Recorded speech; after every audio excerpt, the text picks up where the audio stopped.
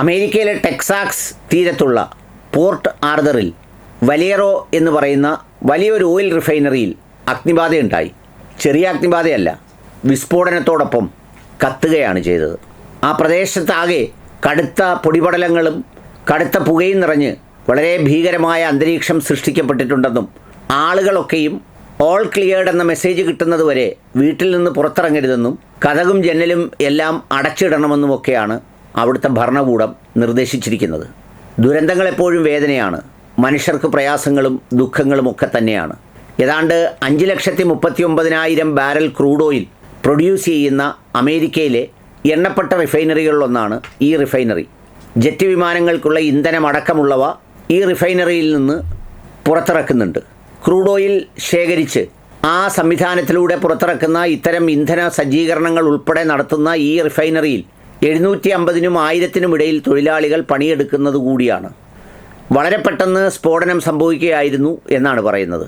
ടെക്സാസിലെ ഈ ആർതറിലുള്ള ഈ കമ്പനിയിൽ സ്ഫോടനം എന്ന ടൈറ്റിൽ കണ്ടപ്പോൾ ലോകം മുഴുവൻ തിരഞ്ഞത് അവിടെ ഇറാൻ ബോംബിട്ടോ എന്നുള്ളതാണ്. അവിടെ ഇറാനൊന്നും ബോംബിട്ടതല്ല.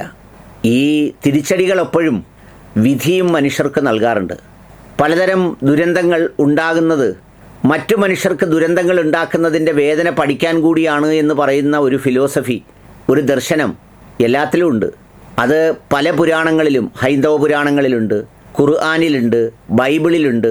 ഓരോ ജനതയ്ക്കും സംഭവിച്ചതും ഓരോ ആളുകൾക്കും സംഭവിച്ചതുമൊക്കെ എടുത്തെടുത്ത് പറയാറുണ്ട്. കണ്ടില്ലേ അവരാ ചെയ്തതിന് പകരം ഇങ്ങനെ സംഭവിച്ചു എന്നൊക്കെ. സത്യത്തിൽ ഇറാൻ്റെ ആക്രമണത്തിന് ശേഷം എന്തെല്ലാം സംഗതികളാണ് പല രൂപത്തിലും ഭാവത്തിലും സംഭവിച്ചുകൊണ്ടിരിക്കുന്നത്. തകർന്നു വീഴുന്നു, കൂട്ടിയിടിക്കുന്നു, മറ്റു പലതുമൊക്കെ ഉണ്ടാവുന്നു. അതൊന്നും ഇതുമായി ബന്ധപ്പെടുത്തി ഏതെങ്കിലും തരത്തിലുള്ള ഈ വിശ്വാസത്തെയോ അല്ലെ വിശ്വാസത്തിൻ്റെ വിപണിയെയോ ശക്തിപ്പെടുത്തുന്നതിന് വേണ്ടിയൊന്നുമല്ല.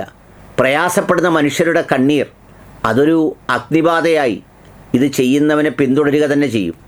കുറേയൊക്കെ ഇഹലോകത്ത് വെച്ച് കിട്ടും, കുറച്ചൊക്കെ പരലോകത്തും, കുറച്ചൊക്കെ അനുഭവിക്കുക തലമുറകളായിരിക്കും.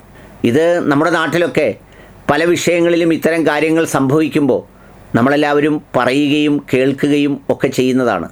ഈ കണ്ടില്ലേ അതങ്ങനെയായിരുന്നു, അവരുടെ കുടുംബം ഇങ്ങനെയായിരുന്നു, അല്ലെങ്കിൽ അത് പിടിച്ചു പറിച്ച മുതലാണ്, അല്ലെങ്കിൽ അങ്ങനെ ചെയ്താൽ ഇങ്ങനെയാവും എന്നൊക്കെ പറയുന്ന ഒരുപാട് സംഗതികൾ പലതിലും നമ്മൾ കേൾക്കാറുണ്ട്. അതൊന്നും പറയേണ്ടതല്ലെങ്കിൽ പോലും ചിലതൊക്കെ പറയാതെ തന്നെ നമുക്ക് മനസ്സിലാക്കാനുമാവും. ഏതായാലും ഈ റിഫൈനറിയിലുണ്ടായ ഈ പൊട്ടിത്തെറി അമേരിക്ക എല്ലാത്തിലും സുരക്ഷിതമാണ്. ലോകത്തെവിടെ ഇന്ധനക്ഷാമം ഉണ്ടായാലും അമേരിക്ക സേഫാണ്. അമേരിക്കയ്ക്ക് ഏത് രാജ്യത്തും പോയി അടിച്ചാലും തങ്ങൾക്കൊന്നുമില്ല എന്ന ചിന്തയൊന്നും ആർക്കും വേണ്ട. എല്ലാവർക്കും ഉണ്ട്. വലിയ ഒരു പ്രപഞ്ചത്തിൻ്റെ ഒരു ചെറിയൊരു അംശം മാത്രമാണ് ഈ പറയുന്ന രാജ്യവും ഭൂഖണ്ഡവും ഒക്കെ. ഒന്ന് കുലുങ്ങി നിവർന്നാൽ എല്ലാ സംഗതിയും തീരും. ഒന്ന് വാരിയെടുത്താൽ തീർന്നു, പപ്പടം പടപൊടി.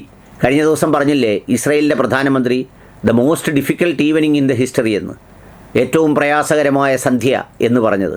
ഒരുപാട് മനുഷ്യർക്ക് നിസ്സഹായതയുടെ കാളരാത്രികൾ സമ്മാനിച്ചവർ ഒരു സന്ധ്യയുടെ ചെറിയ വേദനയെങ്കിലും അനുഭവിച്ചു പോകുമ്പോൾ ചിലർ വല്ലാതെ അതിൽ ചില ദർശനങ്ങൾ കണ്ടെത്തിയെന്ന് വരും. എന്തിനാണെന്നറിയോ? ഈ നഷ്ടപ്പെട്ടവനും ഇല്ലാതായവനും ആശ്വസിക്കാൻ എന്തെങ്കിലും ഒരു ആശ്വാസത്തിൻ്റെ തുരുത്ത് വേണ്ടേ? ഇനി അതല്ലെങ്കിൽ പോലും അതാണെന്നോർത്ത് ഒരു അനീതിയിൽ അടിപ്പെട്ട് കിടക്കുന്നവന് അവൻ്റെ മേൽ നടത്തുന്ന ഈ നീതി എന്ന പേരിൽ നടത്തുന്ന അനീതിയുടെ വേട്ടയാടുന്ന ആ വേട്ടമൃഗത്തിന് എന്തെങ്കിലും സംഭവിക്കുന്നത് ഈ ഇരയ്ക്കുണ്ടാക്കുന്നൊരു സന്തോഷമുണ്ട്.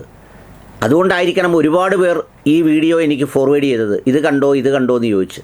അല്ലാതെ ടെക്സാസിനോട് ഗർവുള്ളതുകൊണ്ടോ അമേരിക്കക്കാരോട് വൈരാഗ്യമുള്ളതുകൊണ്ടോ ഒരു റിഫൈനറി കത്തിയതുകൊണ്ട് എന്തെങ്കിലും സംഭവിക്കുന്നത് കൊണ്ടോ അല്ല. അവനും ഇതൊക്കെ സംഭവിക്കുന്നല്ലോ എന്ന് പറഞ്ഞ് ഇങ്ങനെ മുകളിലേക്ക് നോക്കാൻ പടച്ചവനെ നീ കൊടുക്കുന്നത് തന്നെ ഇതെന്നൊക്കെ വിശ്വസിക്കുന്ന മനുഷ്യരുടെ പ്രതികരണങ്ങളാണതൊക്കെ. അതുകൊണ്ടാണത് പറയണമെന്നും വിചാരിച്ചത്.